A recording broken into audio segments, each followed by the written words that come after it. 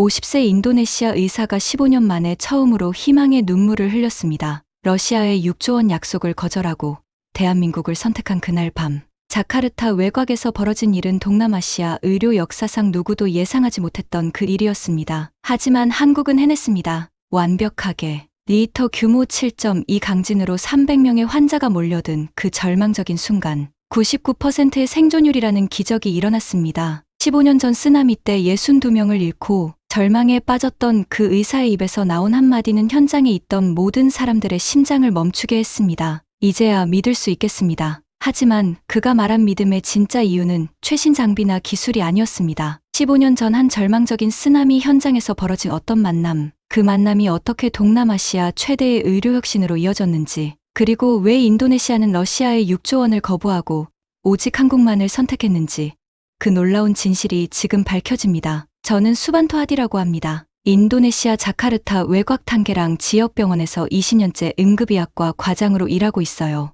50세인 지금까지 20만 명의 주민들을 돌보며 살아왔는데 15년 동안 저를 괴롭히고 있던 것은 계속되는 무력감이었습니다. 매년 반복되고 있던 자연재해 앞에서 우리 병원은 너무나 초라했어요. 낡은 의료 장비들이 삐걱거리고 있었고 부족한 인력으로는 제대로 된 치료를 해줄 수가 없었습니다. 저는 매일 밤 집에 돌아가면서 오늘도 충분히 해주지 못했구나라는 생각을 하고 있었어요. 2010년 쓰나미가 우리 지역을 덮쳤을 때 저는 처음으로 절망이라는 것을 맛보고 있었습니다. 그때 저는 30대였는데 아직 젊은 의사라고 생각하고 있었어요. 하지만 그날 밤 저는 제가 얼마나 무력한 존재인지 깨닫고 있었습니다. 병원 응급실로 환자들이 물밀듯이 들어오고 있었어요. 진흙투성이가 된 사람들, 피를 흘리고 있는 아이들, 의식을 잃고 있는 어르신들. 저는 어디서부터 손을 대야 할지 모르고 있었습니다. 우리에게는 이런 대규모 재해에 대비한 시스템이 전혀 없었거든요. 가장 기억에 남고 있는 환자는 8살 소녀였어요.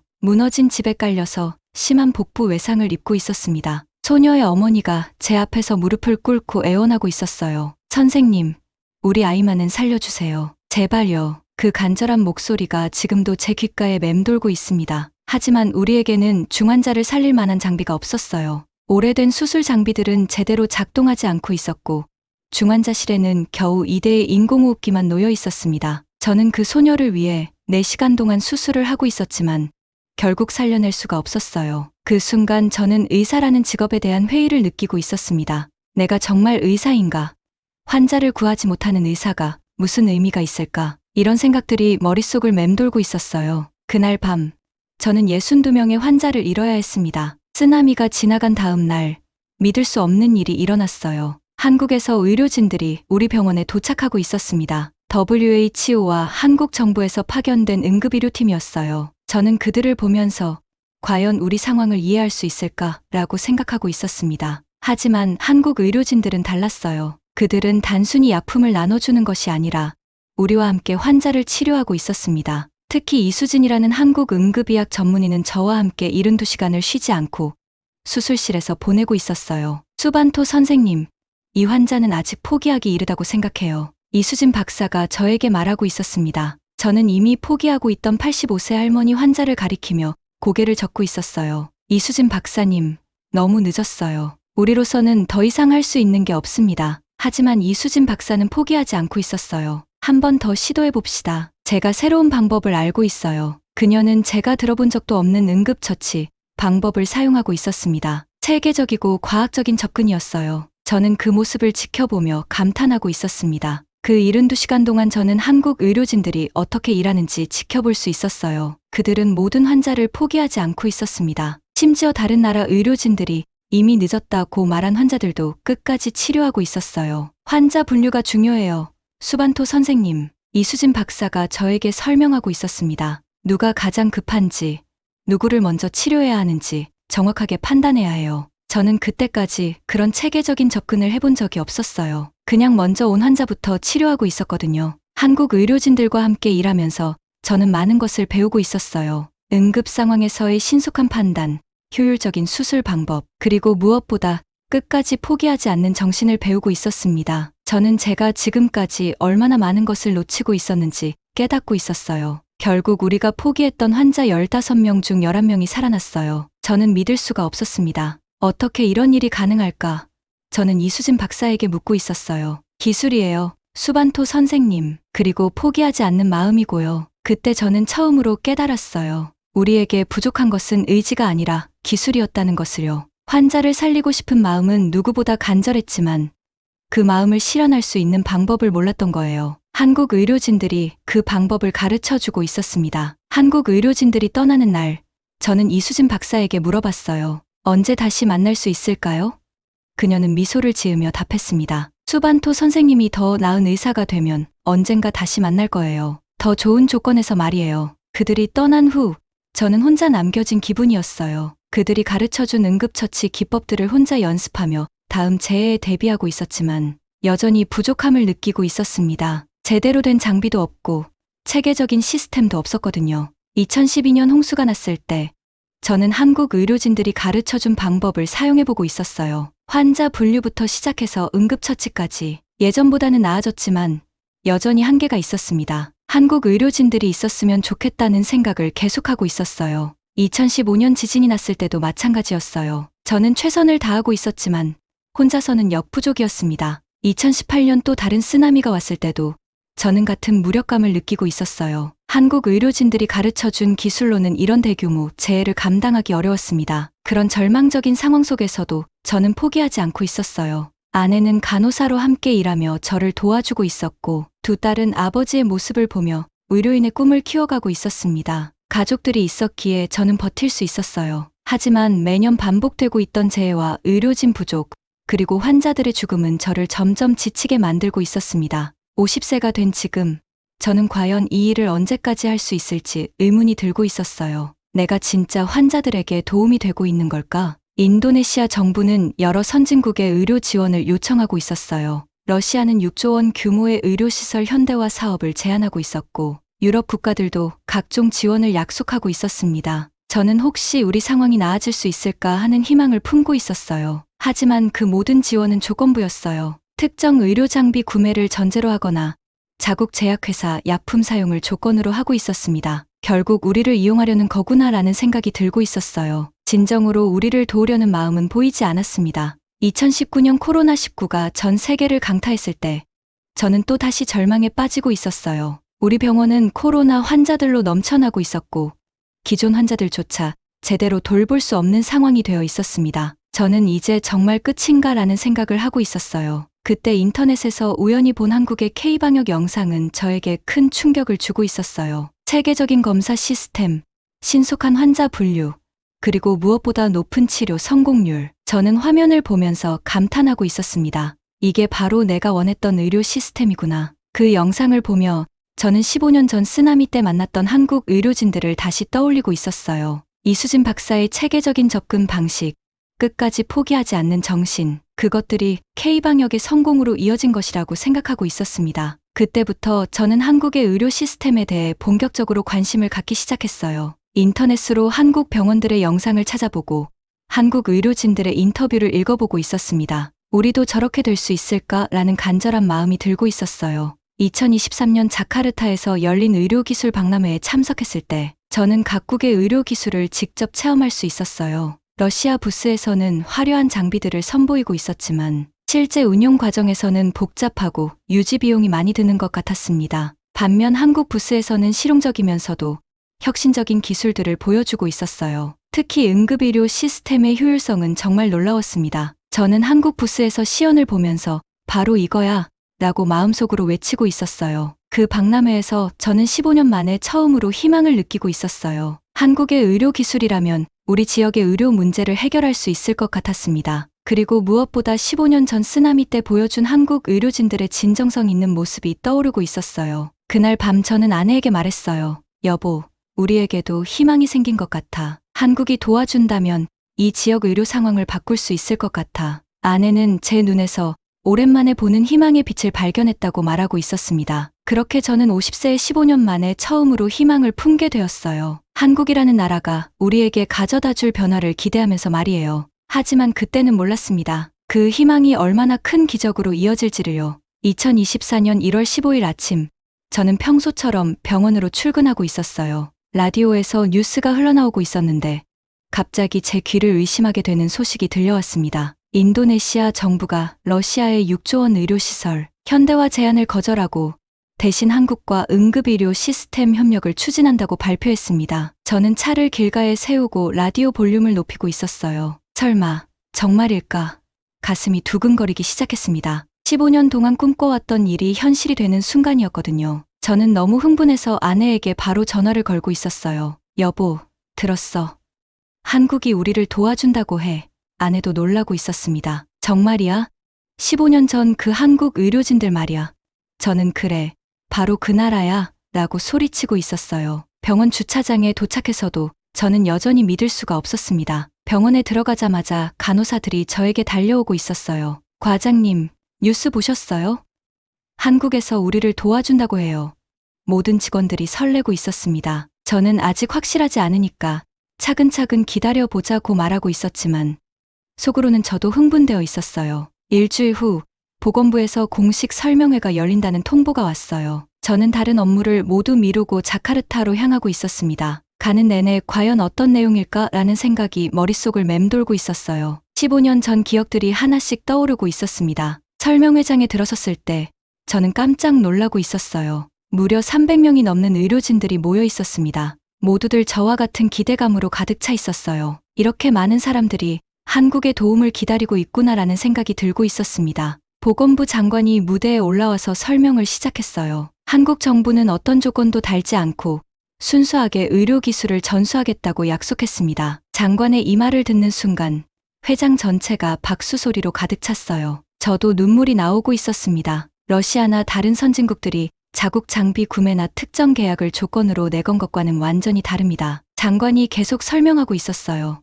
한국은 단지 생명을 구하는 일에 국경이 없다는 한마디만 했습니다. 저는 15년 전 이수진 박사가 했던 말이 떠오르고 있었어요. 설명회가 끝나고 나서 저는 믿을 수 없는 사람을 마주치고 있었어요. 이수진 박사가 저를 향해 걸어오고 있었습니다. 수반토 선생님, 오랜만이에요. 그녀의 목소리를 듣는 순간 저는 15년이라는 시간이 한순간에 사라지는 것을 느끼고 있었어요. 이수진 박사님, 저는 그녀의 손을 꽉 잡고 있었습니다. 정말 다시 만날 수 있을 줄 몰랐어요. 그녀는 미소를 지으며 말했어요. 그때 약속했잖아요. 언젠가 더 좋은 조건에서 다시 만나자고요. 저는 그 약속을 기억하고 있었지만 정말 현실이 될 줄은 몰랐어요. 이수진 박사는 이제 인도네시아 의료협력팀장이 되어 있었어요. 15년 동안 계속 인도네시아를 생각하고 있었어요. 특히 수반토 선생님 같은 헌신적인 의료진들을 도와드리고 싶었거든요. 그녀의 말에 저는 가슴이 뭉클해지고 있었습니다. 그날 저녁 이수진 박사는 저를 따로 만나서 한국의 응급의료 시스템에 대해 자세히 설명해주고 있었어요. 환자 분류 시스템부터 시작할 거예요. 그 다음에 골든타임 관리, 중환자 치료 프로토콜까지 모든 것을 가르쳐 드릴게요. 저는 메모장에 열심히 적어가며 듣고 있었습니다. 가장 중요한 것은 모든 환자는 살릴 수 있다는 기본 철학이에요. 이수진 박사가 강조하고 있었어요. 15년 전에도 그랬지만 포기하지 않는 마음이 가장 중요해요. 저는 고개를 끄덕이며 그때 그 말씀이 저를 많이 바꿔놓았어요 라고 대답하고 있었습니다. 2월 첫째 주, 드디어 한국 의료진들이 우리 병원에 도착했어요. 이수진 박사를 포함해서 총 8명의 전문가들이 왔습니다. 저는 우리 병원의 열악한 상황이 부끄러워서 어쩔 줄 모르고 있었어요. 낡은 장비들, 부족한 인력, 그리고 체계적이지 못한 운영 방식. 하지만 한국 의료진들은 전혀 실망하는 기색을 보이지 않고 있었어요. 오히려 좋은 의료진들이 있으니까 금세 나아질 거예요 라고 격려해주고 있었습니다. 이수진 박사는 시설보다 중요한 건 사람이에요. 여기 계신 분들의 마음가짐이 정말 훌륭해요 라고 말하고 있었어요. 첫 주에는 한국 의료진들이 우리 병원의 시스템을 분석하고 있었어요. 환자 접수부터 치료, 퇴원까지의 모든 과정을 세밀하게 관찰하고 기록하고 있었습니다. 저는 우리가 너무 비체계적으로 일하고 있구나라는 생각을 하고 있었어요. 그런데 놀랍게도 한국 의료진들은 우리가 잘하고 있는 부분들도 많이 찾아내 주고 있었어요. 인도네시아 의료진들의 헌신성은 정말 대단해요. 환자를 대하는 마음이 너무 따뜻해요. 이수진 박사의 이런 말에 우리 모든 직원들이 힘을 얻고 있었습니다. 두 번째 주부터는 본격적인 기술 전수가 시작되었어요. 한국 의료진들은 이론 교육과 실습을 병행하며 우리에게 새로운 치료법들을 가르쳐주고 있었습니다. 저는 50세에 다시 학생이 된 기분이었어요. 매일 새로운 것들을 배우고 있었습니다. 특히 응급 상황에서의 환자 분류법은 정말 혁신적이었어요. 환자의 생체 징후를 종합적으로 판단해서 치료, 우선순위를 정하는 거예요. 한국 의료진이 설명하고 있었습니다. 저는 지금까지 그냥 먼저 온 환자부터 치료하고 있었는데 이런 과학적인 방법이 있는 줄 몰랐어요. 실습 시간에는 더욱 놀라운 경험을 하고 있었어요. 한국 의료진들이 시연하는 응급처치 기법들을 보면서 이런 방법도 있구나 라고 감탄하고 있었습니다. 같은 환자라도 접근 방법에 따라 결과가 완전히 달라질 수 있다는 것을 배우고 있었어요. 가장 인상적이었던 것은 한국 의료진들의 포기하지 않는 정신이었어요. 85세 할머니가 심한 외상으로 실려왔을 때 저는 솔직히 포기하고 있었습니다. 이 나이에 이런 부상을 입으면 라고 생각하고 있었거든요. 하지만 한국 의료진들은 달랐어요. 수반토 선생님, 나이는 단지 숫자예요. 환자의 의지와 우리의 기술이 더 중요해요. 이수진 박사가 저에게 말하고 있었어요. 그들은 12시간 동안 그 할머니를 위해 수술하고 있었습니다. 저는 그 모습을 보면서 15년 전 느꼈던 감동을 다시 경험하고 있었어요. 결국 그 할머니는 살아났어요. 수술이 끝났을 때 할머니의 손자가 울면서 감사 인사를 하고 있었습니다. 할머니를 살려주셔서 정말 감사해요. 저는 그 모습을 보며 의사가 된 이유를 다시 한번 깨닫고 있었어요. 모든 생명은 소중해요. 나이도 상태도 중요하지 않아요. 이수진 박사가 저에게 말하고 있었어요. 의사는 끝까지 그 생명을 지켜야 해요. 한국 의료진들이 몸소 보여준 이 철학은 저와 우리 병원 직원들에게 큰 감동을 주고 있었습니다. 세 번째 주에는 정말 중요한 시험이 기다리고 있었어요. 인근 공장에서 화재가 발생해서 20여 명의 화상 환자들이 우리 병원으로 실려오고 있었습니다. 평상시라면 대혼란이 벌어졌을 상황이었어요. 저는 긴장하고 있었습니다. 하지만 한국 의료진들이 가르쳐준 응급 대응 시스템이 완벽하게 작동하고 있었어요. 환자들이 도착하자마자 즉시 분류가 시작되었고 각각에게 적절한 응급처치가 이루어지고 있었습니다. 저는 정말 이게 우리 병원 맞나? 라는 생각을 하고 있었어요. 환자 분류, 응급처치, 수술 배정까지 모든 과정이 체계적으로 이루어지고 있었어요. 과거 같았으면 어디서부터 손을 대야 할지 몰라서 헤매고 있었을 텐데 이제는 모든 것이 순서대로 진행되고 있었습니다. 한국 시스템의 위력을 실감하고 있었어요. 그날 저희는 20명의 화상 환자 중 19명을 성공적으로 치료했어요. 95%의 생존율이었습니다. 과거 같았으면 절반도 살리기 어려웠을 상황에서 이런 결과를 얻다니 저는 믿을 수가 없었어요. 한국 의료 시스템의 진정한 위력을 느끼고 있었습니다. 수반토 선생님, 정말 잘하셨어요. 이수진 박사가 저를 칭찬하고 있었어요. 이제 이 시스템은 선생님 것이에요. 우리가 떠나도 이 병원은 계속 발전할 거예요. 그 말을 듣는 순간 저는 15년 동안 느껴왔던 무력감이 완전히 사라지는 것을 느끼고 있었어요. 네 번째 주에는 한국에서 최신 응급의료 장비들이 도착했어요. 컨테이너 트럭 3대 분량의 장비들이었습니다. 하지만 가장 놀라운 것은 이 모든 장비들이 무상으로 제공된다는 것이었어요. 어떻게 이런 일이 가능할까라고 생각하고 있었습니다. 뿐만 아니라 장비 사용법부터 유지보수까지 모든 것을 한국 기술진들이 직접 가르쳐주고 있었어요. 이 장비들이 인도네시아 사람들의 생명을 구하는 데 쓰인다면 그것만으로 충분해요. 한국 정부의 이런 메시지에 저는 깊은 감동을 받고 있었습니다. 새로운 장비들을 설치하면서 우리 병원은 완전히 달라지고 있었어요. 최신 환자 감시 장치, 고성능 인공호흡기, 그리고 첨단 수술 장비들. 저는 꿈을 꾸는 것 같았어요. 정말 이게 우리 병원인가? 라는 생각이 계속 들고 있었습니다. 한 달이 지났을 때 우리 병원은 완전히 다른 모습이 되어 있었어요. 의료진들의 자신감이 생겼고 환자들의 만족도가 높아졌으며 무엇보다 치료 성공률이 눈에 띄게 향상되고 있었습니다. 지역 주민들도 우리 병원을 더욱 신뢰하기 시작하고 있었어요. 한국 의료진들이 돌아가기 전날 저는 이수진 박사에게 물어봤어요. 왜 한국은 아무 조건 없이 우리를 도와주는 건가요?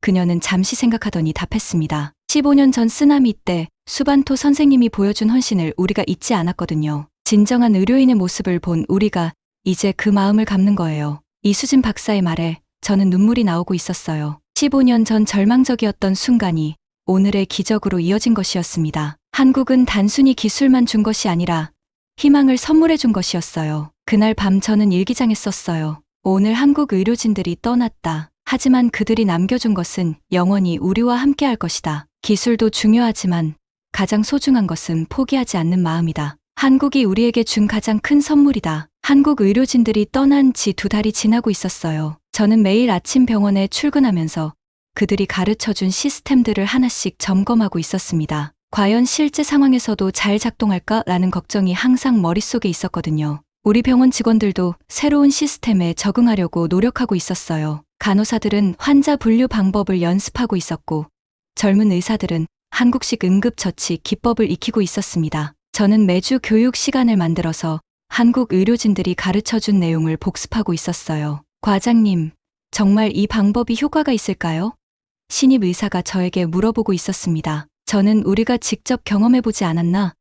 화재 사고 때 19명을 살렸잖아 라고 답하고 있었어요. 하지만 속으로는 저도 더 큰 시험이 오기를 기다리고 있었습니다. 2024년 7월 15일 새벽 3시 22분, 그 시험이 찾아왔어요. 갑자기 집이 심하게 흔들리기 시작했습니다. 리히터 규모 7.2의 강진이 자카르타 남부를 강타하고 있었어요. 저는 잠에서 깨어나자마자 이제 진짜 시험이 시작됐구나 라고 생각하고 있었습니다. 휴대폰에서 응급 호출음이 계속 울리고 있었어요. 병원에서 오는 연락이었습니다. 과장님, 큰일 났어요. 지진이 나서 환자들이 몰려들고 있어요. 간호사의 다급한 목소리가 들리고 있었어요. 저는 옷을 급하게 갈아입으며 집을 나서고 있었습니다. 차를 몰고 병원으로 가는 길에 저는 15년 전 쓰나미 때의 기억이 떠오르고 있었어요. 그때의 무력감과 절망감이 다시 밀려올까봐 두려웠습니다. 이번에는 다를 거야. 한국 친구들이 가르쳐준 게 있잖아 라고 스스로를 다독이고 있었어요. 병원에 도착했을 때 제가 본 것은 완전히 다른 모습이었어요. 한국 의료진들이 가르쳐준 재난대응 시스템이 이미 가동되고 있었습니다. 간호사들은 체계적으로 응급실을 재정비하고 있었고, 의료진들은 각자 맡은 역할에 따라 움직이고 있었어요. 과장님 오셨네요. 수간호사가 저에게 달려오고 있었습니다. 환자 분류 시스템 가동했고, 응급실 3개 구역으로 나눴어요. 한국식 프로토콜 그대로 하고 있어요.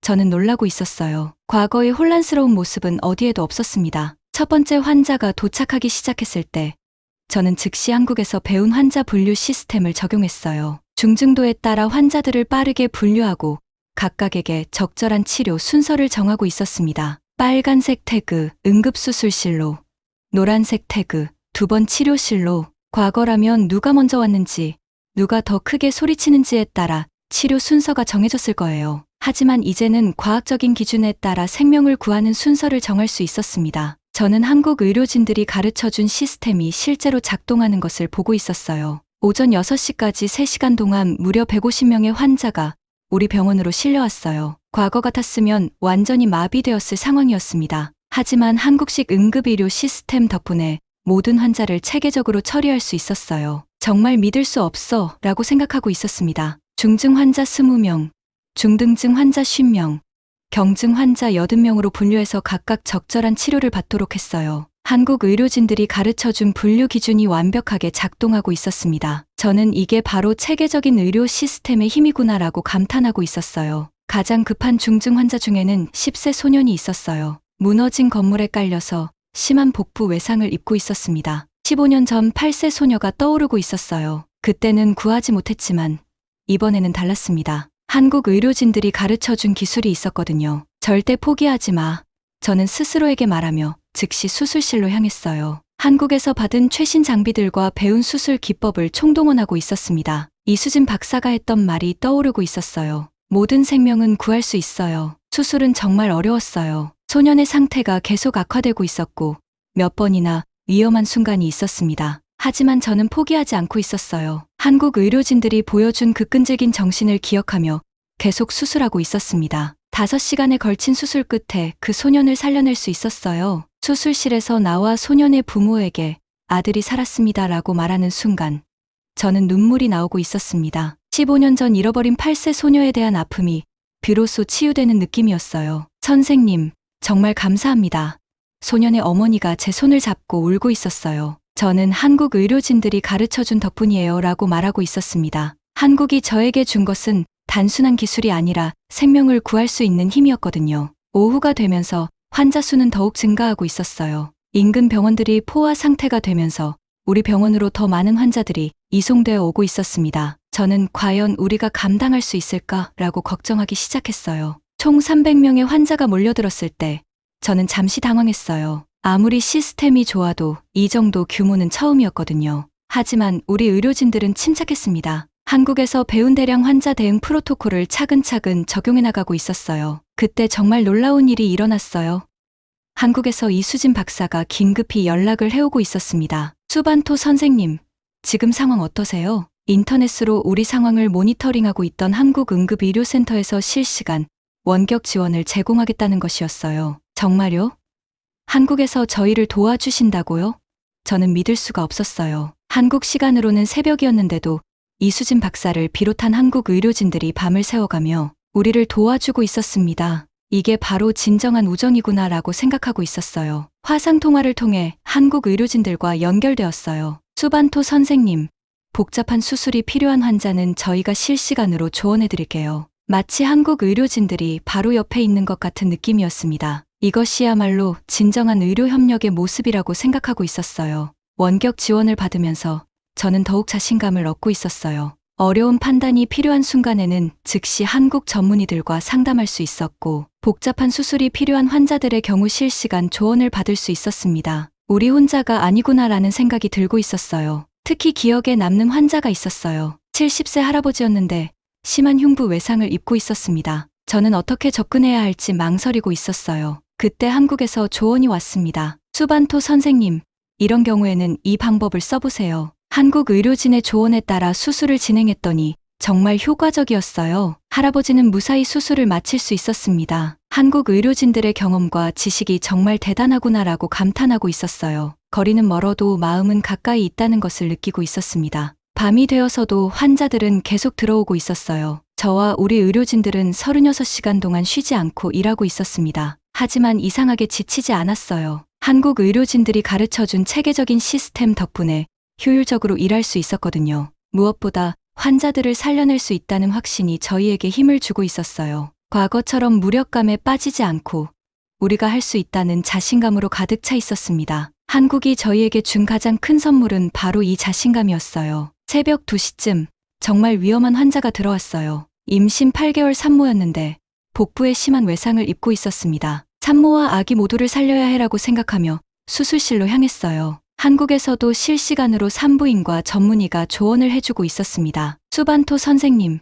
이런 순서로 진행해보세요. 먼저 산모의 생명부터 안정시키고 한국 전문의의 세세한 조언을 들으며 수술을 진행했어요. 정말 어려운 수술이었지만 한국의 도움 덕분에 산모와 아기 모두를 살릴 수 있었습니다. 두 번째 날 아침, 마지막 환자의 수술을 마쳤을 때 저는 믿을 수 없는 결과를 확인하고 있었어요. 총 300명의 환자 중 297명을 성공적으로 치료했다는 것입니다.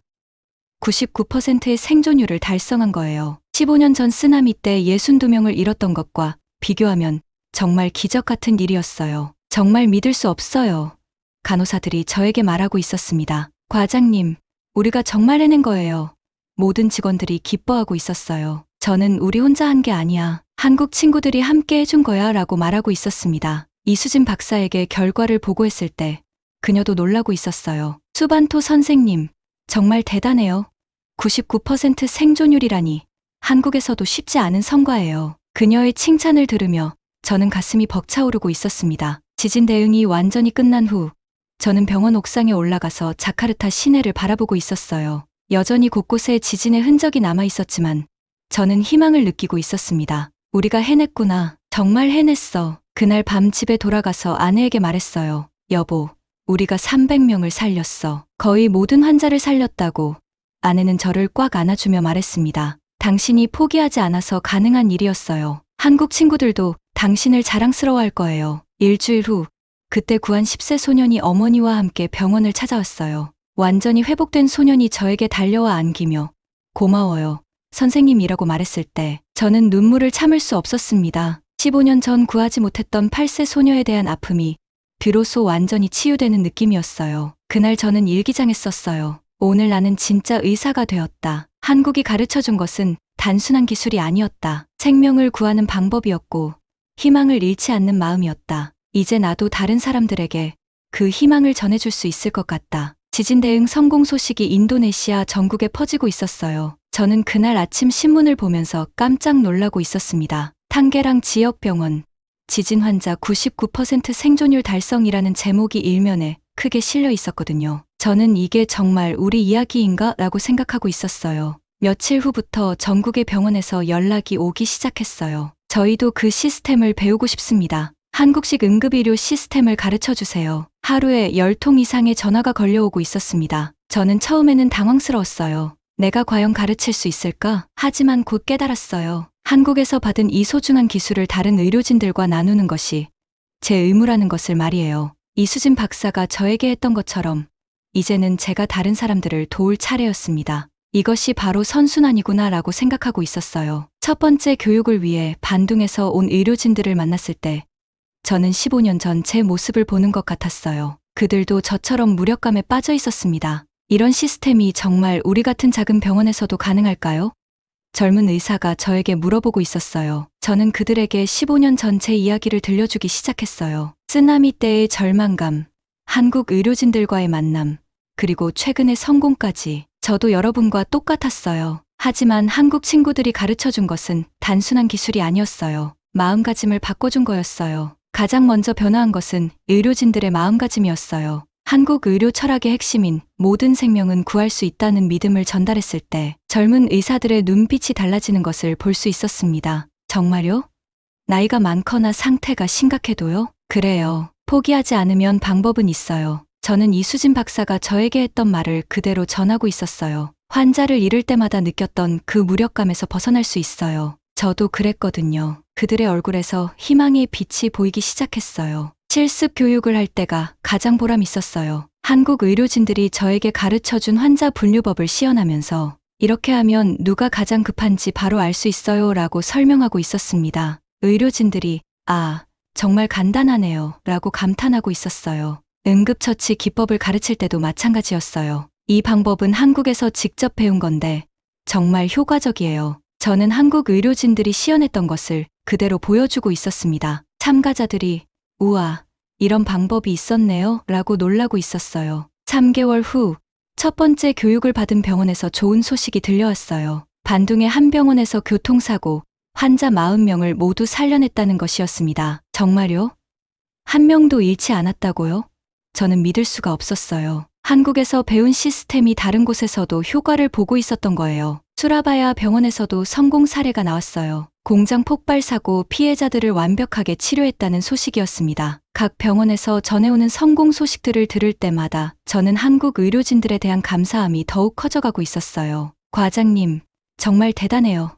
저희가 가르쳐드린 게 이렇게 퍼져나가다니. 이수진 박사가 화상통화로 축하해주고 있었습니다. 아니에요. 이수진 박사님, 모든 게 박사님들이 저에게 가르쳐주신 덕분이에요. 저는 겸손하게 답하고 있었어요. 그런데 정말 놀라운 소식이 들려왔어요. 한국에서 이수진 박사가 다시 인도네시아를 방문한다는 것이었습니다. 이번에는 단순한 기술 지원이 아니라 인도네시아에 한국형 응급의료교육센터를 설립하겠다는 계획이었어요. 정말요?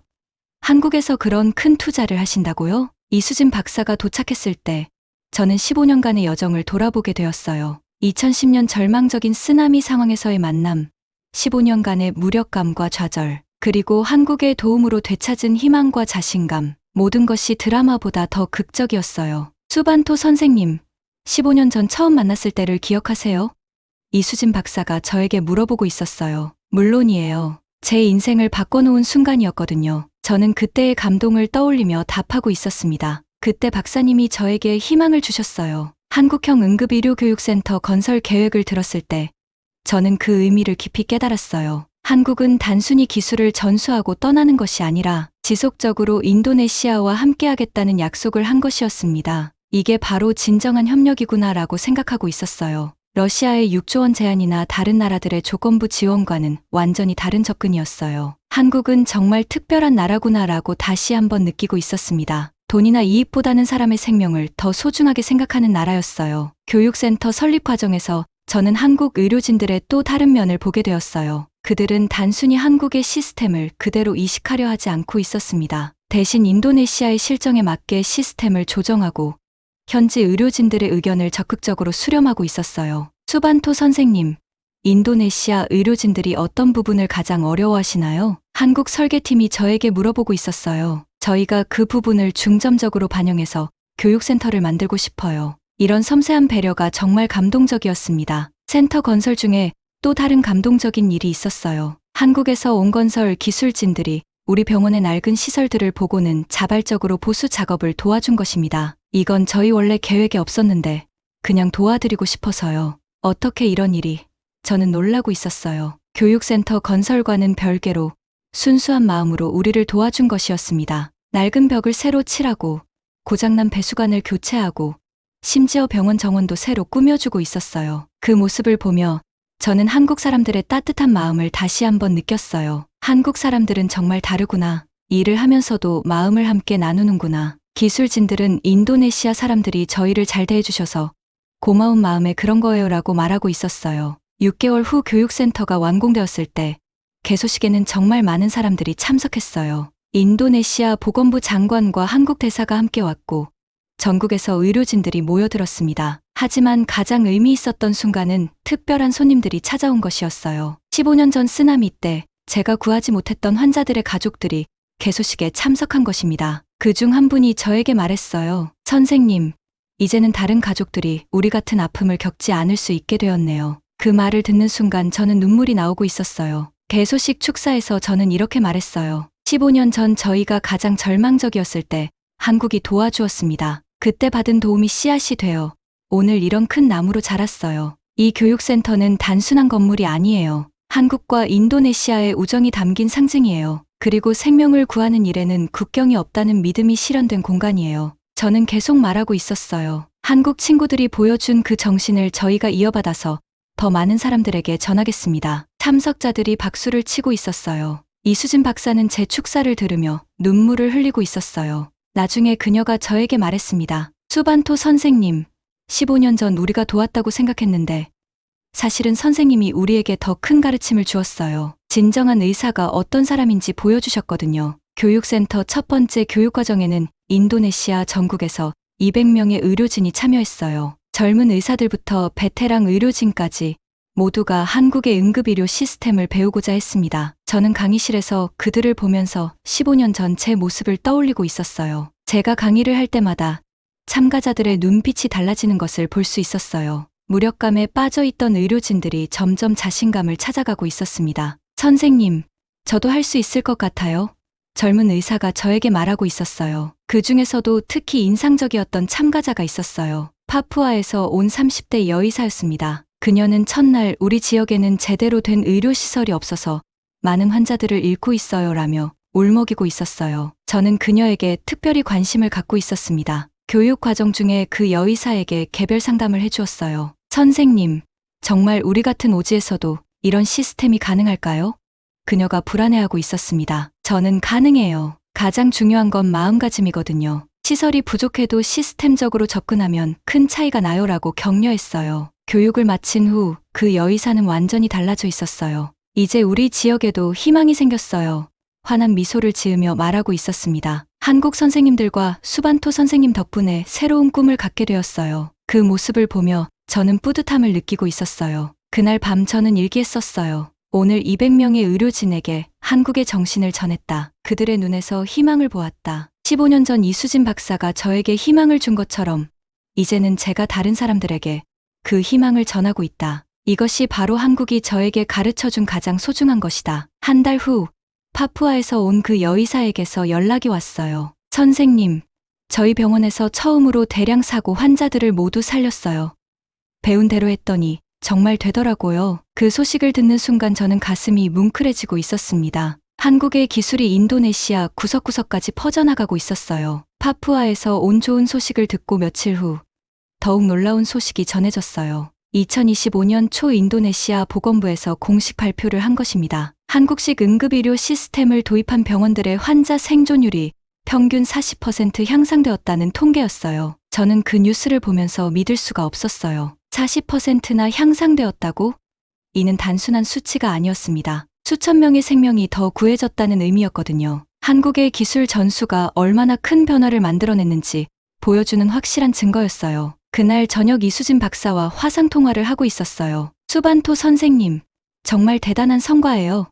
한국에서도 이 소식이 큰 화제가 되고 있어요. 그녀가 기뻐하고 있었습니다. 저는 믿을 수가 없어요. 제가 이런 큰 일의 일부가 되었다니요. 선생님이 중심이 되어서 이룬 거예요. 이수진 박사가 저를 격려해주고 있었어요. 한국의 기술을 인도네시아 실정에 맞게 잘 적용해 주셨잖아요. 그리고 다른 의료진들에게 전파하는 역할도 완벽하게 해주셨고요. 저는 겸연쩍어하며 고개를 젓고 있었습니다. 이 성과를 본 다른 동남아시아 국가들에서도 한국의 의료 협력을 요청하기 시작했어요. 베트남에서 먼저 연락이 왔고 태국, 필리핀에서도 연이어 한국식 응급의료 시스템 도입을 문의해왔습니다. 정말 대단해요. 인도네시아가 모범이 되고 있어요. 한국은 모든 요청에 긍정적으로 응답했어요. 여전히 생명을 구하는 일에는 국경이 없다는 철학을 보여주고 있었습니다. 저는 한국의 이런 접근 방식이 얼마나 특별한지 더욱 깊이 깨달았어요. 정말 특별한 나라구나라고 계속 생각하고 있었습니다. 다른 선진국들이 자국의 이익을 우선시하는 것과 달리 한국은 순수하게 인도주의적 목적으로 의료 기술을 나누고 있었어요. 이것이야말로 진정한 선진국의 모습이구나라고 생각하고 있었습니다. 경제적 힘만이 아니라 마음의 힘을 가진 나라였어요. 그해 3월, 저에게 정말 특별한 기회가 주어졌어요. 한국 정부에서 인도네시아 의료협력 성과를 점검하기 위해 저를 한국으로 초청한 것입니다. 50세에 처음으로 한국 땅을 밟게 되는 것이었어요. 15년 전부터 마음속으로 그려왔던 나라를 직접 볼 수 있는 기회였습니다. 정말 한국에 가는 거예요? 아내가 저보다 더 흥분하고 있었어요. 15년 동안 당신이 그렇게 이야기했던 그 나라 말이야. 저는 그래, 드디어 가게 되었어. 이수진 박사님이 계신 그 나라로라고 답하고 있었습니다. 비행기 표를 받았을 때부터 저는 설레고 있었어요. 정말 꿈이 아니야? 한국행 비행기 티켓을 손에 들고 몇 번이나 확인하고 있었습니다. 병원 직원들도 과장님, 한국 가서 저희 이야기도 전해주세요. 라며 부탁하고 있었어요. 인천공항에 도착했을 때 이수진 박사가 직접 마중을 나와 있었어요. 수반토 선생님, 한국에 오신 것을 환영합니다. 그녀의 얼굴에는 15년간의 우정이 담겨 있었습니다. 저는 정말 왔네요. 꿈만 같아요라고 말하며 그녀와 악수하고 있었어요. 공항에서 서울로 가는 길에 본 한국의 모습은 정말 놀라웠어요. 깔끔하고 체계적인 도로, 질서정연한 교통 시스템, 그리고 곳곳에서 느껴지는 선진 문명의 향기. 이런 나라에서 우리를 도와주는구나라고 감탄하고 있었습니다. 하지만 더 놀라운 것은 그 발전 속에서도 잃지 않은 한국 사람들의 따뜻한 인정이었어요. 택시 기사 아저씨가 인도네시아에서 오셨어요? 반갑습니다. 라고 인사해 주시고 지나가는 사람들도 친절하게 길을 알려주고 있었어요. 서울 아산병원을 방문했을 때 저는 한국 의료 기술의 수준에 다시 한번 감탄했어요. 최첨단 장비들과 체계적인 시스템, 그리고 무엇보다 의료진들의 프로페셔널한 모습이 인상적이었습니다. 이런 곳에서 일하는 의료진들이 우리를 도와준 거구나. 하지만 가장 기억에 남는 것은 환자를 대하는 의료진들의 따뜻한 마음이었어요. 아무리 바빠도 환자에게 친절하게 설명해주고 가족들을 배려하는 모습들. 기술이 아무리 발달해도 의료의 본질은 사람을 치료하는 마음이구나라고 다시 한번 깨달았습니다. 병원 견학 중에 한 응급의학과 의사가 저에게 말했어요. 인도네시아에서 한국 의료 시스템이 성공적으로 정착되었다는 소식을 들었어요. 저희도 정말 자랑스러워요. 그 말을 들으며 저는 한국 의료진들이 단순히 기술만 전수한 게 아니라는 걸 느꼈어요. 자신들의 철학과 마음까지 함께 나누어 준 거구나라고 생각하고 있었어요. 한국 의료진들은 인도네시아의 성공을 자신들의 일처럼 기뻐하고 있었습니다. 이게 바로 진정한 동반자 관계구나라는 생각이 들고 있었어요. 한국 보건복지부에서 열린 간담회에서는 더욱 놀라운 계획을 들을 수 있었어요. 한국 정부가 향후 10년간 동남아시아 전체의 한국형 응급의료 시스템을 확산시키겠다는 아세안 의료협력 2035 계획을 발표한 것입니다. 10년간 전체 동남아시아예요? 저는 믿을 수가 없었어요. 이는 수억 명의 동남아시아 사람들이 더 나은 의료 서비스를 받을 수 있게 된다는 의미였습니다. 한국이 이렇게 큰 꿈을 꾸고 있었구나라고 감탄하고 있었어요. 그 계획을 듣는 순간 저는 15년 전 절망적이었던 순간들을 떠올렸어요. 그때는 상상도 할 수 없었던 변화가 현실이 되고 있었습니다. 한국의 도움으로 시작된 작은 변화가 이제는 동남아시아 전체를 바꿀 수 있는 큰 흐름이 된 것이었어요. 수반토 선생님도 이 프로젝트의 자문위원으로 참여해 주셨으면 해요. 보건복지부 장관이 저에게 제안하고 있었어요. 인도네시아에서의 성공 경험을 다른 나라에도 전해주시면 좋겠어요. 저는 영광스럽다며 기꺼이 수락했습니다. 한국 방문 마지막 날, 저는 이수진 박사와 함께 한강에서 산책을 했어요. 한강의 아름다운 야경을 보면서 우리는 15년간의 인연을 되돌아보고 있었습니다. 정말 멀리 왔네요. 우리라고 이수진 박사가 말하고 있었어요. 이수진 박사님 덕분에 제가 여기까지 올 수 있었어요. 저는 진심으로 말하고 있었어요. 15년 전 절망에 빠져 있던 저에게 희망을 준 것은 한국이에요. 이제 그 희망을 다른 사람들에게 전하는 것이 제 사명이라고 생각해요. 수반토 선생님 덕분에 우리도 많은 것을 배웠어요. 이수진 박사가 답하고 있었어요. 진정한 의료협력이 무엇인지 알게 되었거든요. 단순히 기술을 주고받는 게 아니라 마음을 나누는 거라는 걸 깨달았어요. 한국에서 돌아온 후 저는 더욱 열정적으로 의료 교육에 임했어요. 한국에서 본 것들을 인도네시아 의료진들에게 전달하고 한국 의료 철학을 더욱 널리 퍼뜨리고자 했습니다. 한국의 정신을 제대로 전해야겠어라고 다짐하고 있었어요. 특히 젊은 의사들에게는 기술보다 중요한 것은 환자를 향한 마음이라는 한국 의료진들의 가르침을 강조했어요. 여러분, 한국 의료진들이 위대한 이유는 최신 기술 때문이 아니에요. 끝까지 포기하지 않는 마음 때문이에요. 그해 여름, 자카르타에서 제1회 한인이 의료협력 심포지엄이 열렸어요. 양국의 의료진 500여 명이 참석한 대규모 행사였습니다. 저는 기조연설자로 초청받아 15년간의 여정을 발표할 기회를 얻었어요. 정말 영광스러운 일이구나라고 생각하고 있었습니다. 발표를 준비하면서 저는 한국이 제게 준 것이 얼마나 소중한지 다시 한번 깨달았어요. 단순한 의료 기술이 아니라 인생의 의미, 의사로서의 사명감, 그리고 희망을 잃지 않는 마음까지 모든 것이 한국으로부터 온 선물이었습니다. 발표 당일 저는 이렇게 말했어요. 15년 전 한국 의료진들이 우리에게 준 것은 단순한 기술이 아니었습니다. 희망이었어요. 포기하지 않는 정신이었고요. 그리고 생명을 구하는 일에는 국경이 없다는 믿음이었습니다. 오늘 이 자리에 있는 우리 모두는 그 믿음을 이어받은 사람들이에요. 저는 계속 말하고 있었어요. 한국이 우리에게 보여준 그 정신을 이제 우리가 동남아시아 전체에 전파해야 합니다. 그것이 우리의 사명이에요. 발표가 끝난 후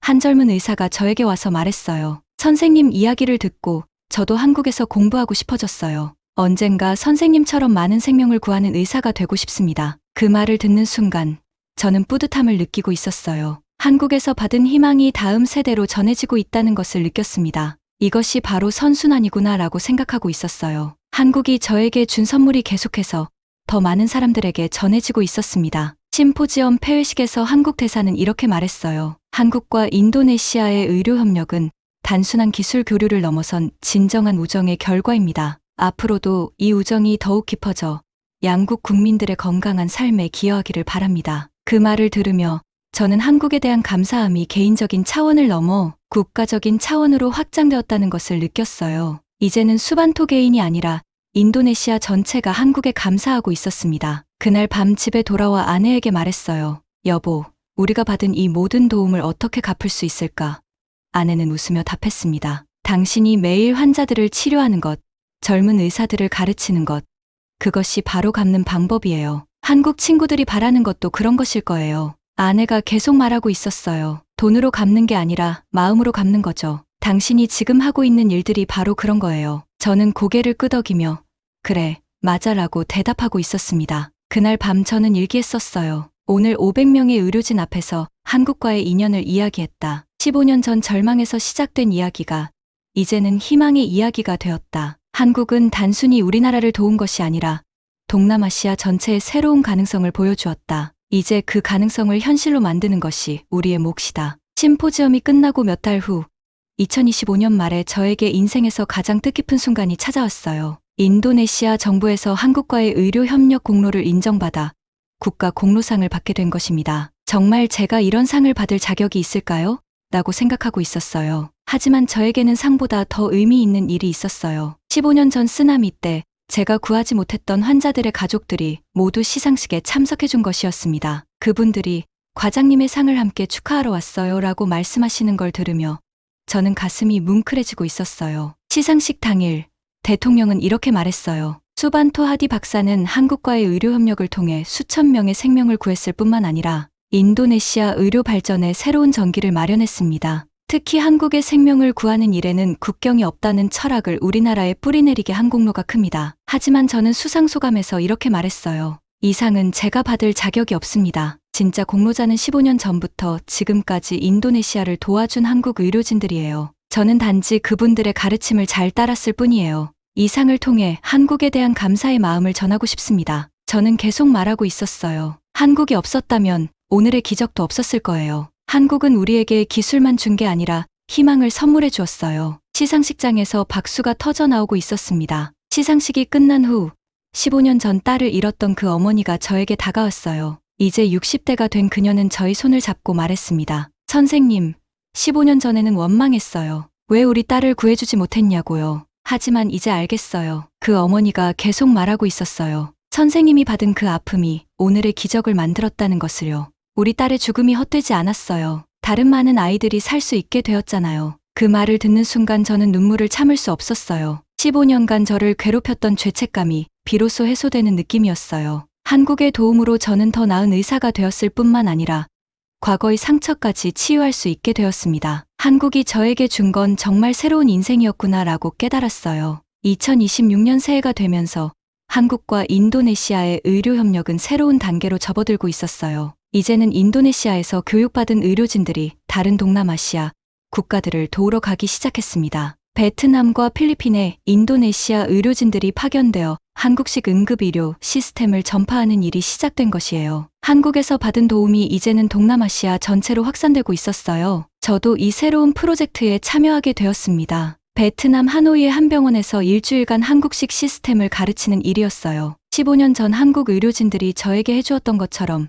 이제는 제가 다른 나라 의료진들을 도울 차례였습니다. 베트남 공항에 도착했을 때 저는 15년 전 한국 의료진들이 인도네시아에 왔을 때의 심정을 이해할 수 있었어요. 이제 제가 희망을 전하는 사람이 되었구나라고 생각하고 있었습니다. 한국이 만들어낸 선순환의 고리가 얼마나 아름다운지 깨달았어요. 베트남에서 만난 응급의학과 의사는 저에게 이렇게 말했어요. 인도네시아가 한국의 도움으로 이렇게 발전했다는 이야기를 듣고 정말 부러웠어요. 우리도 같은 꿈을 꿀 수 있을까요? 저는 15년 전 제 모습을 보는 것 같아서 그의 손을 잡고 말했습니다. 물론이에요. 저는 확신에 찬 목소리로 답하고 있었어요. 한국 친구들이 저에게 해준 말을 당신에게도 해드릴게요. 모든 생명은 구할 수 있어요. 포기하지만 않으면 방법은 있어요. 그의 눈에서 희망의 빛이 보이기 시작했어요. 베트남에서의 교육이 성공적으로 끝난 후 저는 더욱 큰 책임감을 느끼고 있었어요. 한국에서 받은 이 소중한 선물을 동남아시아 전체에 전해야겠다는 사명감이 생겼습니다. 한국의 정신이 베트남에서도 뿌리내리기 시작하고 있었어요. 그해 여름, 정말 특별한 일이 일어났어요. 한국에서 이수진 박사가 인도네시아에 영구히 정착하기로 결정한 것입니다. 그녀는 15년간 인도네시아와 함께한 인연을 끊을 수 없다며 자카르타의 가족과 함께 이주해왔어요. 정말요? 영원히 우리와 함께 있어주시는 거예요? 저는 믿을 수가 없었어요. 한국 정부도 이를 적극 지원하여 그녀를 동남아시아 의료협력 총괄 디렉터로 임명했습니다. 이제 정말 가족이 된 거네요 라고 생각하고 있었어요. 이수진 박사의 정착은 단순한 개인의 결정이 아니었어요. 한국이 인도네시아와의 의료협력을 얼마나 진심으로 생각하는지 보여주는 상징적인 사건이었습니다. 그녀는 인도네시아어도 유창하게 구사할 정도로 현지에 적응해 있었어요. 이수진 박사와 함께 일하면서 저는 한국 의료진들의 또 다른 장점을 발견했어요. 그들은 자신들의 방식을 일방적으로 강요하지 않고 현지 상황에 맞게 유연하게 적응시키는 능력이 뛰어났습니다. 정말 배울 점이 많은 분들이구나 라고 계속 감탄하고 있었어요. 인도네시아의 문화와 의료 환경을 존중하면서도 효과적인 시스템을 구축하는 것, 이것이야말로 진정한 글로벌 리더십이라고 생각했어요. 한국은 힘으로 지배하는 게 아니라 마음으로 이끄는 나라구나라고 깨달았습니다. 2026년 말, 저는 정년을 앞두고 있었어요. 하지만 은퇴를 생각할 수 없었습니다. 한국과의 의료 협력을 통해 새롭게 얻은 사명감 때문이었어요. 병원 측에서도 저희 경험과 노하우가 필요하다며 정년을 연장해 주었습니다. 앞으로도 한국에서 받은 도움을 다른 사람들에게 전하는 일을 계속하고 싶어요. 저는 원장님께 말하고 있었어요. 이게 제가 할 수 있는 한국에 대한 보답이라고 생각해요. 원장님도 물론이죠. 수반토 박사님이 계셔야 우리 병원이 더 발전할 수 있어요 라고 격려해 주었습니다. 그해 크리스마스, 우리 병원에서는 정말 특별한 행사가 열렸어요. 한인리 의료협력 15주년 기념식이었습니다. 15년 전 쓰나미 때부터 시작된 인연을 기념하는 자리였어요. 행사에는 한국에서 온 의료진들, 인도네시아 정부 관계자들, 그리고 지역 주민들이 모두 참석했습니다. 기념식에서 가장 감동적이었던 순간은 15년 전 한국 의료진들의 도움으로 살아난 환자들이 모두 나와서 감사 인사를 한 것이었어요. 그 중에는 이제 성인이 된 젊은이들도 있었고 건강하게 나이 든 어르신들도 있었습니다. 한국 덕분에 새로운 인생을 살 수 있게 되었어요. 한 젊은이가 눈물을 흘리며 말하고 있었어요. 15년 전 어린 시절 사고를 당했을 때 한국 의료진들이 저를 살려주셨어요. 이제 저도 의사가 되어서 다른 사람들을 돕고 싶어요. 저는 기념사에서 이렇게 말했어요. 15년 전 우리가 가장 어려울 때 한국이 도와주었습니다. 그때 받은 도움이 오늘의 기적을 만들었어요. 이제 우리가 받은 사랑을 다른 사람들에게 전할 차례예요. 한국이 보여준 생명을 구하는 일에는 국경이 없다는 정신을 우리가 이어받아 동남아시아 전체에 퍼뜨리겠습니다. 저는 계속 말하고 있었어요. 한국과 인도네시아의 우정이 만들어낸 이 기적을 더 많은 사람들과 나누겠어요. 행사가 끝난 후 이수진 박사와 저는 병원 옥상에서 자카르타 야경을 바라보며 이야기했어요. 수반토 선생님, 15년 전 우리가 처음 만났을 때 이런 날이 올 줄 상상이나 했나요? 그녀가 저에게 물어보고 있었어요. 저는 웃으며 답했어요. 전혀 상상 못했어요. 그때는 그저 절망스러웠거든요. 하지만 한국의 진심이 이 모든 기적을 만들어낸 거예요. 조건 없는 도움, 끝까지 포기하지 않는 정신, 그리고 무엇보다 따뜻한 마음이요. 2027년 새해 첫날, 저는 일기에 이렇게 썼어요. 오늘로 한국과의 인연이 시작된 지 17년이 되었다. 절망에서 희망으로, 무력감에서 자신감으로, 혼자서 함께로. 한국이 내 인생을 완전히 바꿔놓았다. 이제 내가 할 일은 이 소중한 인연을 다음 세대에게 전하는 것이다. 저는 계속 썼어요. 한국은 인도네시아를 기억하고 있고, 우리도 한국을 영원히 기억할 것이다. 이 우정은 시간이 지나도 변하지 않을 것이다. 그날 아침 병원에 출근하는 길에 저는 새로 지어진 한국 인도네시아 우정의 다리를 걸었어요. 15년 전에는 상상도 할 수 없었던 이 다리처럼 두 나라 사이에는 이제 끊을 수 없는 우정의 다리가 놓여져 있었습니다. 그 다리 위에서 저는 다시 한번 다짐했어요. 한국에서 받은 이 소중한 선물을 절대 잊지 않겠다. 그리고 이 우정을 영원히 이어가겠다. 다리 난간에는 한국어와 인도네시아어로 생명을 구하는 일에는 국경이 없다는 문구가 새겨져 있었어요. 병원에 도착했을 때 젊은 인턴 의사가 저에게 달려와 말했어요. 선생님, 오늘 새로 입원한 환자가 있는데 상태가 심각해요. 어떻게 하죠? 저는 그의 어깨에 손을 올리고 말했습니다. 걱정하지 마. 우리에게는 한국 친구들이 가르쳐준 기술이 있어. 모든 생명은 구할 수 있어. 그 말을 하는 순간 저는 15년 전 이수진 박사가 저에게 해준 말을 떠올렸어요. 그리고 그 정신이 이제 젊은 의사들에게 전해지고 있다는 것을 느꼈습니다. 한국의 선물이 계속해서 이어지고 있는 거예요. 그렇게 또 다른 하루가 시작되었어요. 한국의 도움으로 다시 태어난 저희 새로운 하루가, 그리고 한국과 인도네시아의 우정이 만들어갈 새로운 역사의 하루가. 이 이야기는 끝이 아니에요. 시작일 뿐입니다. 생명을 구하는 일에는 국경이 없다는 믿음으로 우리는 계속해서 더 많은 기적을 만들어갈 거예요. 한국이 보여준 그 정신을 가슴에 품고 동남아시아 전체에 희망을 전파하면서 말이에요. 러시아의 6조 원보다 더 소중한 것은 바로 이런 진심 어린 우정이었어요. 2040년 65세가 된 저는 손자에게 이 이야기를 들려주며 마지막 편지를 씁니다. 사랑하는 손자야, 할아버지가 젊었을 때 세상에서 가장 절망적이었던 순간이 있었단다. 하지만 그때 한국이라는 나라가 우리를 도와주었어. 그들은 아무 조건 없이 순수한 마음으로 우리를 도왔지. 그 덕분에 할아버지는 더 많은 생명을 구할 수 있게 되었고, 너의 할머니를 만나 너의 아빠를 낳을 수 있었어. 이제 너도 의사가 되고 싶다고 하는구나. 할아버지는 너에게 이 이야기를 들려주고 싶었어. 의사라는 것은 단순히 병을 고치는 사람이 아니야. 희망을 전하는 사람이지. 한국 의료진들이 할아버지에게 해준 것처럼 말이야. 앞으로 너도 어려운 순간들을 만날 거야. 하지만 포기하지 마. 모든 생명은 구할 수 있어. 할아버지가 받은 한국의 사랑을 너도 이어받아서 더 많은 사람들에게 전해주렴. 그것이 할아버지가 너에게 물려주고 싶은 가장 소중한 유산이란다. 한국을 영원히 기억하자. 우리 손자야. 2040년 12월 25일 수반토 하디가 손자 아리에게